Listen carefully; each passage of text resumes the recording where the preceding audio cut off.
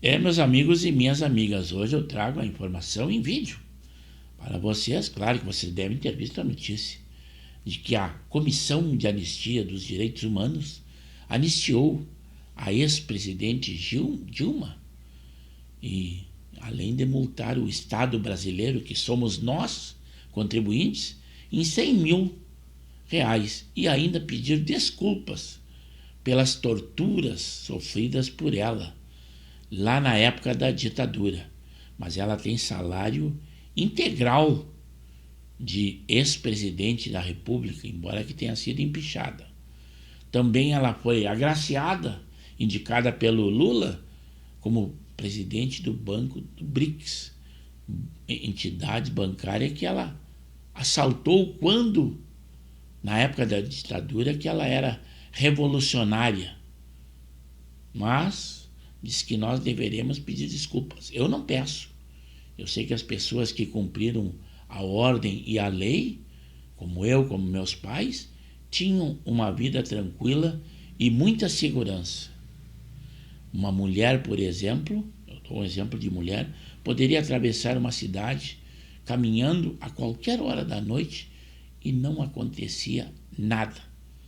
Era tolerância zero pelos militares, mas era uma coisa muito boa, pelo menos a quem era um cidadão de bem, que não assaltava bancos, que não promovia desordens, tinha uma vida muito boa. Também nós temos aquela lei, a Magnitsky, Duda Chakra, da Globo News, enviado lá nos Estados Unidos, o Valdo também, que antes faziam chacota do Donald Trump, e também que não haveria acontecido, agora eles já estão admitindo que existe a possibilidade de alguma sanção contra autoridades brasileiras, e não só a elas, também aos seus cônjuges. A OAB repudia esta possível ação, mas o direito da defesa foi cerceado em muitas situações, inclusive pelo Supremo. E a OAB, nessa situação, se manifesta, repudiando uma provável sanção. Também muito estranho que o PT fez eleições internas e foi com voto de papel, não foi com urna eletrônica. Essa anistia, neste momento, a Dilma Rousseff, é um momento muito impróprio. É quando a própria esquerda que está no governo é contra a anistia do 8 de janeiro. É muito estranho, principalmente o presidente Lula, que já foi a favor da anistia lá naquela época, mas hoje é contra. Situação que deve ser avaliada e muito estranha. Também o deputado, o presidente da Câmara de Deputados, Hugo Mota, diz que não adiantaria votar a favor da anistia, porque poderia ser considerado inconstitucional pelo Supremo Tribunal Federal. Então, de que serve o Congresso Nacional? Um exemplo está que já houveram 55 pedidos de impeachment contra ministros do Supremo Tribunal e até agora nada. A CCJ do Senado também aprovou o fim da reeleição para presidentes, prefeitos e governadores. Claro que ainda tem muita água para rolar e muitos trâmites burocráticos para que isso aconteça. Mas vamos primeiramente a essa decisão da Comissão de Anistia em favor de Dilma Rousseff. A Comissão de Anistia do Ministério dos Direitos Humanos concedeu status de anistiada política a Dilma Rousseff. Esse reconhecimento vem em razão dos abusos que ela sofreu, de que a ex-presidente sofreu na ditadura militar. Em 2022, ainda no governo de Bolsonaro, a então comissão negou esse pedido. Só que aí a defesa de Dilma recorreu e foi esse recurso que foi votado. Dilma foi presa em 1970, aos 22 anos, por atuar numa organização de resistência ao regime militar. Está aqui ao vivo a imagem da comissão. Essa concessão da anistia, que foi um pedido da defesa de Dilma, ela foi o primeiro item da pauta e acaba de ser aprovada nesses termos, justamente para servir como uma forma de o Estado reparar, em alguma medida, todas as sessões de tortura, tudo que a ex-presidente passou. E, segundo a defesa, além de tortura, ela foi impedida de retomar os estudos. Ela também foi pressionada a deixar um cargo público no Rio Grande do Sul por determinação do SNI, o Serviço Nacional de Informações. E aí, com essa decisão, o que vai acontecer? Além desse status de anistiada política, Dilma deve receber uma indenização no valor de R$100 mil e mais. Também deve haver um pedido oficial de desculpas pelo Estado brasileiro. Está aí a atualização de uma notícia que estava todo mundo esperando. Acabaram de concluir a sessão lá da Comissão de Anistia. Então, Dilma ganha o status de anistiada política e também essa indenização de R$100 mil. E aqui eu trago também os dois comentaristas da Rede Globo, o Duda Chakra e o Valdo, falando sobre a possível aplicação da Lei Magnitsky lá dos Estados Unidos contra o ministro Alexandre de Moraes e outras autoridades. O que antes eles achavam que seria impossível, agora eles já estão dizendo que essa possibilidade e reconhecendo que ela realmente existe.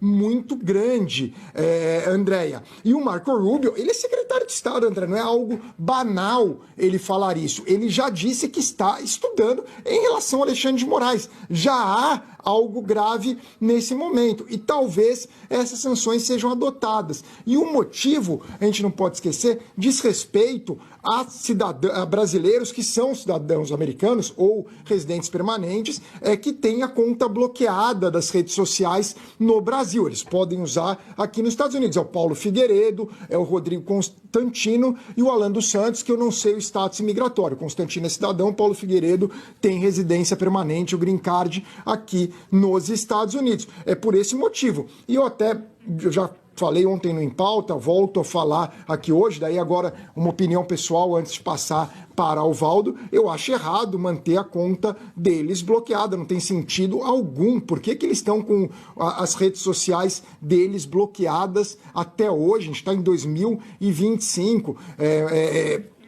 Insisto, eu sou um grande defensor da primeira emenda americana, eu sei que não se aplica ao Brasil, mas eles dão opiniões que a gente pode discordar, pode concordar, isso faz parte. Inclusive, eles me criticam muito, eu respondo. Eu não consigo entender por que eles continuam com as contas bloqueadas e o impacto que bloquear essas contas pode ter para o Brasil. É algo muito sério. É a Lei Magnitsky, o Valdo aqui. Não, inclusive, quando você tem uma questão, Guga, que é uma questão de você participar de uma articulação tipo a 8 de janeiro, né? Aí você bloqueia a conta daquele blogueiro, tudo ok. Mas quando você já está distante de qualquer ação, e hoje não tem no Brasil nenhuma ação em curso para dar um golpe, né? Então ali você está mais debatendo, a não ser que ele esteja ali estimulando violência contra ministros do Supremo Tribunal Federal. Se isso estiver resultando em ações práticas, aí tem, mas não é o caso atual. Né? Não é o caso atual, eles falam bastante do Trump, eles dão opiniões, criticam o governo, mas não tem nada de... Eles dão opinião deles. Então, assim, insisto mais uma vez, uma visão minha de que o Valdo concorda comigo. Eu não sei se aí concordam com a gente, Andréia, mas minha visão pode culminar na Lei Magnitsky, sanções ao ministro do Supremo Tribunal Federal, porque contas deles, do Constantino, do Paulo Figueiredo, são bloqueadas. E insisto, concorde ou não com eles, eles dão opinião deles nas redes sociais nesse momento. Não há nenhum crime que eles estejam cometendo nesse momento. Não faz sentido algum. A gente está em 2025, Andréia, e as contas continuam bloqueadas no Brasil e os Estados Unidos enxergam como censura, e há uma mobilização, sim, na Câmara dos Deputados e no Departamento de Estado para a adoção de sanções contra o ministro Alexandre de Moraes. Mas também trazemos ao Lindenberg Farias, o deputado, dizendo que está entrando com uma ação pedindo a prisão do deputado licenciado Eduardo Bolsonaro, que reside nos Estados Unidos temporariamente, que ele estaria fomentando contra autoridades brasileiras. Mas deixo que vocês assistam a petição que ele diz que está entrando na justiça pedindo a prisão de Eduardo. Gente, chega, passou de todos os limites. Eu estou entrando com a representação criminal, agora está pronta, contra Eduardo Bolsonaro. Eu quero explicar a você. Vocês viram o absurdo da declaração do secretário de Estado dos Estados Unidos do governo Trump, Marco Rubio, que disse o seguinte, numa audiência do Congresso, que admitiu que o governo Trump está estudando possibilidade de sanções contra o ministro Alexandre de Moraes. Eles querem utilizar uma lei Magnitsky, que é uma lei que eles usavam contra ditaduras. Veja bem, nessa lei eles permitem sanções, inclusive a familiares, bloquear cartão de crédito, um monte de coisa. Eu quero explicar o porquê nós estamos entrando com essa representação criminal contra Eduardo Bolsonaro. É um golpe continuado que eles tramam. Era a Operação Punhal Verde e Amarelo. 8 de janeiro depredaram o Supremo, o Palácio do Planalto, o Parlamento brasileiro. Ele continua cometendo crime contra o Estado democrático de direito. Ele o que faz nos Estados Unidos?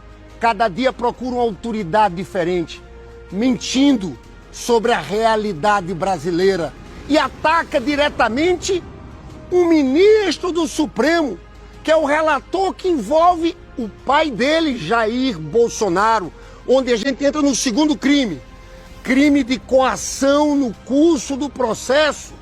Nós temos um julgamento que está começando, ele articula para quê? Para desmoralizar, para tentar sancionar o relator do processo de julgamento do pai dele. Além de atentado violento contra o Estado Democrático de Direito, é coação no curso de um processo e, por fim, atentado contra a soberania nacional. É uma vergonha. Esse pessoal e Eduardo Bolsonaro, que ainda é deputado, porque ele se licenciou, num momento como esse, ficar conspirando com a nação estrangeira contra os interesses do nosso país, contra os interesses nacionais. Eu quero chamar a sua atenção da gravidade desse fato. Defender o ministro Alexandre de Moraes nesse momento é defender a democracia, defender as instituições democráticas. Eu espero que ele seja responsabilizado por todos esses crimes. E com isso nós vimos que o jogo da esquerda é isso, é minar a justiça com pedidos, com tudo isso que aí recai naquilo que o presidente Lula costuma dizer, que uma mentira contada 100 vezes se torna uma verdade. Como agora a ministra Gleisi Hoffmann, que não quer de jeito nenhum que saia a CPMI sobre o INSS, diz ela que atrapalharia as investigações. Mas se eles querem incriminar o ex-presidente Jair Bolsonaro dizendo que essas fraudes aconteceram no seu governo, seria uma hora boa e própria para que isso acontecesse. Mas assim é a política. Eu espero que vocês, ao assistirem esse vídeo, que deem a sua opinião. E ela será muito bem-vinda no canal de Pepe Severo no YouTube, aonde eu peço que, se acharem por bem, se inscrevam no canal, pois nós temos edições diárias e os mais variados assuntos.